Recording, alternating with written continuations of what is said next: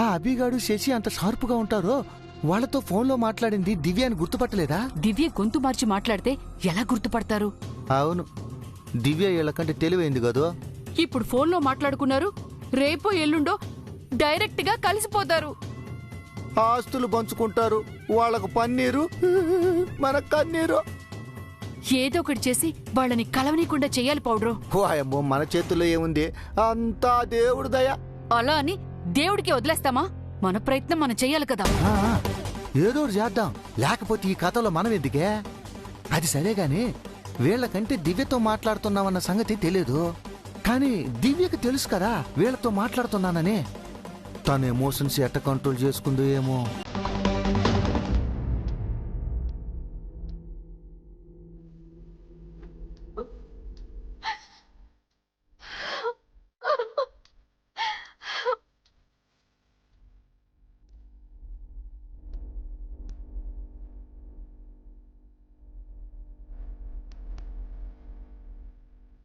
దివ్యమ్మ, ఏంటమ్మా ఇది? చిన్నపిల్లల ఏడుస్తున్నారు, ఎవరైనా చూస్తారు, కొంచెం కంట్రోల్ చేసుకోండి.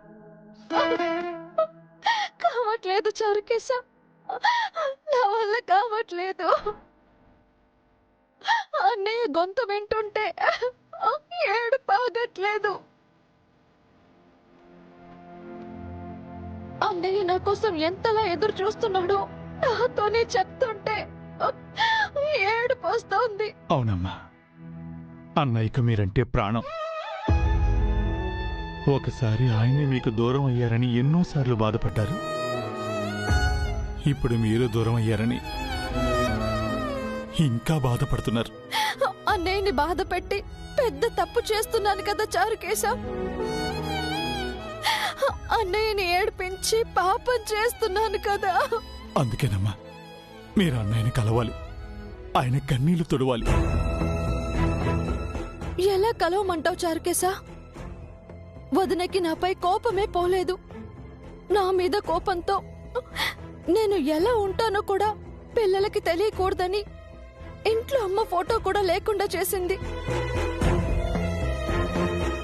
అన్నని చంపిన హంతకురాలినని పిల్లలకి చెప్పిందంట. నా వల్లే అన్నయ్యకి వదినకి గొడవలు జరుగుతున్నాయని పిల్లలు చెప్తున్నారు. అదేం లేదమ్మా, సిస్సమ్మ చాలా మంచివారు. ఒక్కసారి మీరు కలిసి మాట్లాడుకుంటే అంతా సర్దుకుంటుంది. లేదు చారుకేశ, ఆయన లేరని వదినకి నా మీద కోపం. ఆయన్ని నేనెప్పటికీ తిరిగి తీసుకురాలేను. ఎప్పటికీ వదినకి నాపై కోపం పోదు. నా వల్ల అన్నయ్య వదిన డిస్టర్బ్ అవ్వడం నాకిష్టం లేదు. అలా అని ఎన్నాళ్ళు దూరంగా ఉంటారమ్మా? అన్నయ్య మీకోసం ఎంత బాధపడుతున్నారో ఫోన్లో మీరు విన్నారు కదా. పాపం, ఆయన మాట్లాడుతున్నది తన ప్రాణానికి ప్రాణమైన చెల్లెలతో అని తెలియక ఆయన బాధంతా మీతో పంచుకున్నారు. తెలియకుండానే మిమ్మల్ని నోరారా చెల్లమ్మ అని పిలిచారు. అవును చారుకేశ, అన్నయ్య అలా పిలుస్తుంటే, నా గురించి నన్నే అలా అడుగుతుంటే ఎంత ఏడు.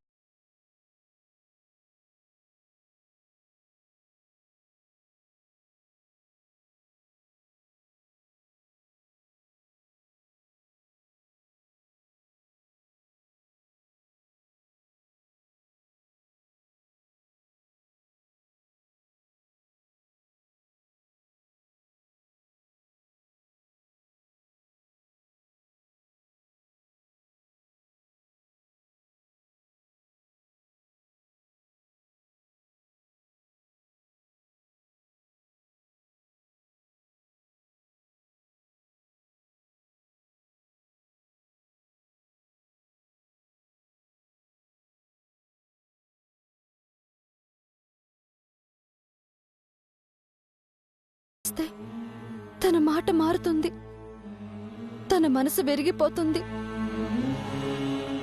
అన్నయ్య కూడా బాధపడతాడు చారుకేశ. నేను తెలియకుండా బతకడమే మా జీవితాల్లో ఆనందం ఉంటుంది.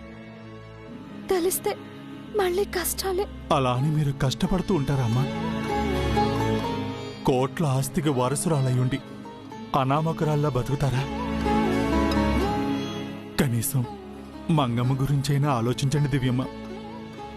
అన్ని ఆలోచించే ఈ నిర్ణయం తీసుకున్నాను చారుకేశ. ఈ విషయంలో నన్ను ఇబ్బంది పెట్టకు. నేను సంతోషంగా ఉన్నాను. నా గురించి ఎప్పటికీ అన్నయ్య వాళ్ళకి చెప్పకు.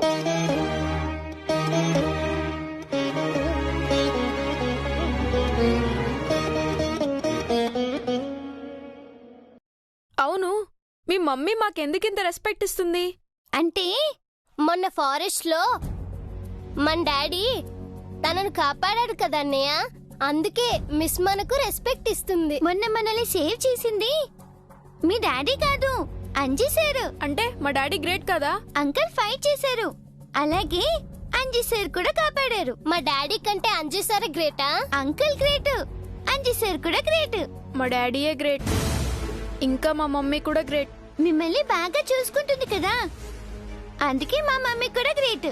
మాకు ఎక్కువ మనీ ఉందని మీ మమ్మీ మమ్మల్ని బాగా చూసుకుంటుంది. అలా ఏం కాదు, మీరు బాగా చదువుకుంటున్నారని మా మమ్మీ మిమ్మల్ని బాగా చూసుకుంటుంది. మేమెప్పుడు బాగానే చదువుతాం. అసలు మాకు ట్యూషనే ఇష్టం లేదు, మా డాడీ బలవంతంగా పంపించారు. మా మమ్మీ దగ్గర ట్యూషన్ చెప్పించుకుంటే మీరు ఇంకా బాగా చదువుతారు, మీకు మంచి మార్క్స్ వస్తాయి. మేమిక్కడ ఉండలేకపోతున్నాం, ఇక్కడ బాగుందని ఇందాక మీ మమ్మీ డాడీతో చెప్పారు కదా. ఊరికే చెప్పాం, ఇక్కడేం బాలేదు. ఇది బాగా చిన్నిల్లు, మాది పెద్ద ఇల్లు. కానీ రోజు మీరు ఇక్కడే చదువుకోవాలి. రోజు ఏమి రాము, ఏదో ఒకటి చేసి ఈ ట్యూషన్ మానేస్తాం. ఎందుకు మానేయడం? బాగానే ఉంది కదా, ట్యూషన్ అయ్యాక ఏం చెక్క ఆడుకోవచ్చు. మా ఇంటి వెనక ముందు చాలా ప్లేస్ ఉంది. మా ఇంట్లో ఇంకా ఎక్కువ ప్లేస్ ఉంది. మీ ఇంటి ముందు వెనక ప్లేస్ ఉందేమో, మా ఇంట్లోనే ఎక్కువ ప్లేస్ ఉంది. పెద్ద లాన్ ఉంది, క్యారమ్స్, క్రికెట్, ఫుట్బాల్ అన్నీ ఆడుకోవచ్చు. ఇంకా టీవీలో వీడియో గేమ్స్ కూడా ఆడుకోవచ్చు. మీ ఇంట్లో డొక్కు టీవీ ఉంది. టీవీ అంటే నేను చదువుకోనని, ఎప్పుడు టీవీ చూస్తానని మా మమ్మీ కొత్త టీవీ కొనలేదు. ఏం కాదు, మీ దగ్గర డబ్బులు లేవు, మీరు పేదవాళ్ళు. మా దగ్గర బోల్డ్ డబ్బులున్నాయి, పెద్ద పెద్ద కార్లు కూడా ఉన్నాయి.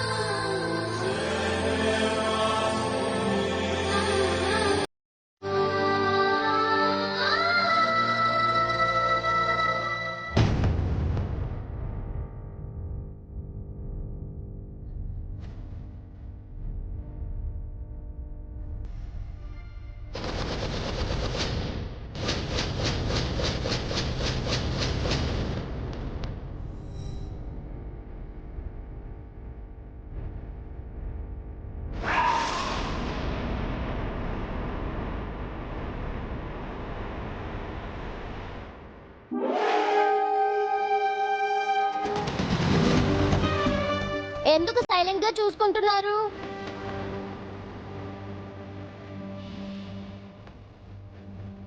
మిస్ వస్తుంది, చదవండి.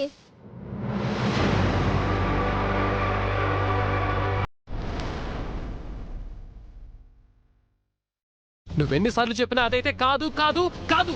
మీరు ఎన్నిసార్లు కాదు కాదు అన్నా అది అవును అవును అవును సార్. అరే, అది ప్రేమ కాదు అభిమానం అంటే నమ్మవే.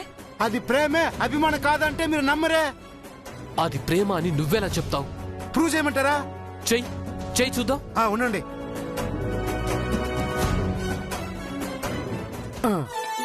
నిన్ను చూస్తూ ఉంటే కన్నులు రెండు తిప్పేస్తావే, నీ చూపులపైనే రెప్పలు వేసి కప్పేస్తావే, కనిపించని దేవుణ్ణే కన్నార్పక చూస్తావే, కన్నుల ఎదుటే నేనుంటే కాదంటున్నావే, చూపే బంగారం ఆయనే శ్రీవల్లి మాటే మాణిక్యమాయనే,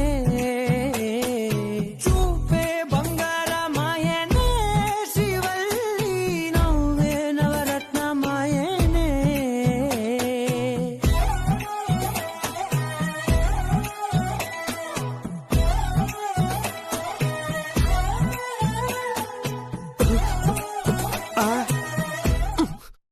సార్ ఈ సాంగ్ వింటా ఉంటే మీకేమనిపిస్తుంది సార్?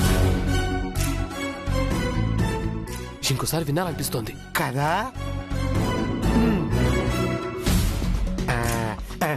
సార్ ఇవి కొరికి తినండి.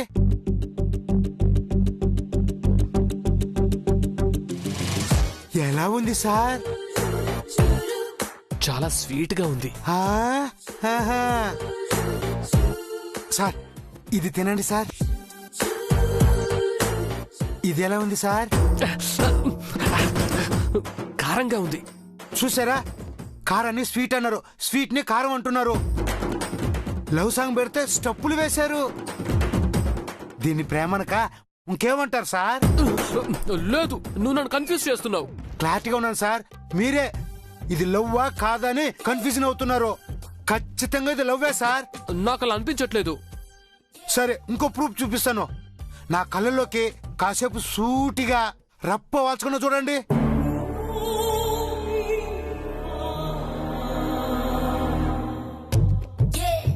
చూశాను. అయితే ఏంటి? ఇలాగే జానకి మేడం కళ్ళల్లోకి సూటిగా రప్ప వాల్చకుండా మాట్లాడగలుగుతారా?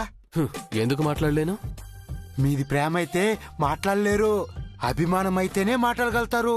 అమ్మో, ఇదేం ట్విస్ట్? ఇది ట్విస్ట్ కాదు సార్, లవ్ టెస్ట్. ప్రేమలో పడ్డ ప్రారంభంలో తమ లవర్ ని ఎవరు సూటిగా చూడలేరు, పక్కకు చూస్తూ మాట్లాడతారు. ఇవన్నీ నీకెలా తెలుసు? అంటే పెళ్లికి ముందు నేను మా ఆవిడ్ని సూటిగా చూడలేకపోయాను సార్. తను కూడా అంతే. ఎందుకని? మేము లవ్ చేసుకునే వాళ్ళం సార్. మాది లవ్ మ్యారేజ్. ఏంటి, నిన్ను లవ్ చేసిందా? ఏంటి సార్, చేయకూడదా? ప్రేమ అందాన్ని చూడదు సార్, మనసుని చూస్తుంది. ప్రేమ గుడ్డిదంటే ఏమో అనుకున్నాను.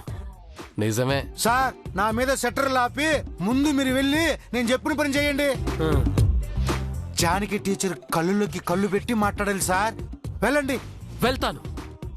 నాది ప్రేమ కాదు అభిమానం అని ప్రూవ్ చేస్తాను. అప్పుడు నీకే అర్థం అవుతుంది. ఓకే, వెళ్ళండి సార్. సార్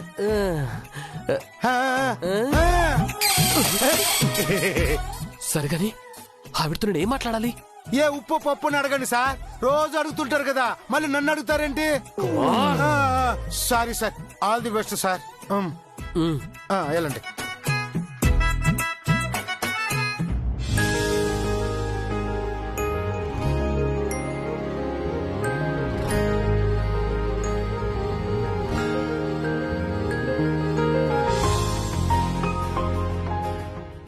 అమ్మో, ఏంటి సార్ ఇక్కడ ఆగిపోయారు? గుండె దడగా ఉంది కుమార్, చోట్లు పడుతున్నాయి. ఇవి ఆ సిమ్టమ్స్ సార్. హార్ట్ స్ట్రోక్ సిమ్టమ్సా? కాదు సార్, లవ్ సిమ్టమ్స్. ఆప్తావు నీ కథలు. ప్రతిసారి అక్కడికి వస్తావేంటి?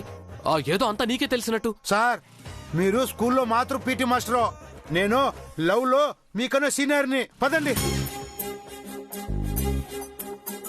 ఏ కుమార్, సార్ ఏంటి మళ్ళీ వచ్చావు? మీరేంటి సార్ ఇంకా ఇక్కడే ఉన్నారు?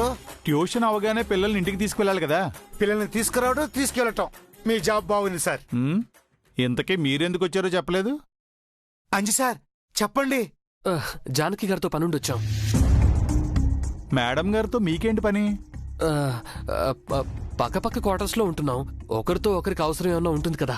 మేడం పిల్లలతో బిజీగా ఉన్నారు. మేడం గారితో అంజి సార్కి అర్జెంటుగా పని ఉందంట సార్. అర్జెంట్ పనా? అవును సార్. జానకి మేడం, ఏంటి కుమార్? ఒకసారి బయటకు రండి మేడం. అంజి సారు మీకేదో మాట్లాడాలంట. సరే వస్తానుండు. అలాగే మేడం.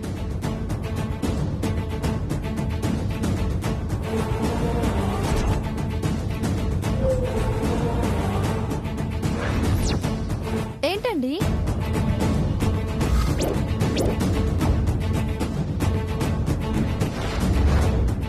చెప్పండి సార్.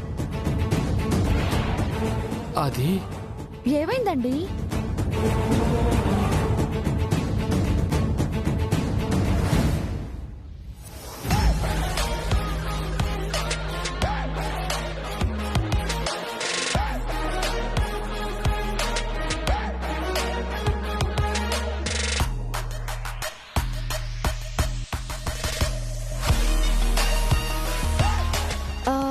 ఏంటి ఆంజనేయులు గారు, నాతో ఏం చెప్పాలి? అదేంటంటే చెప్పండి, పర్లేదు. నాకు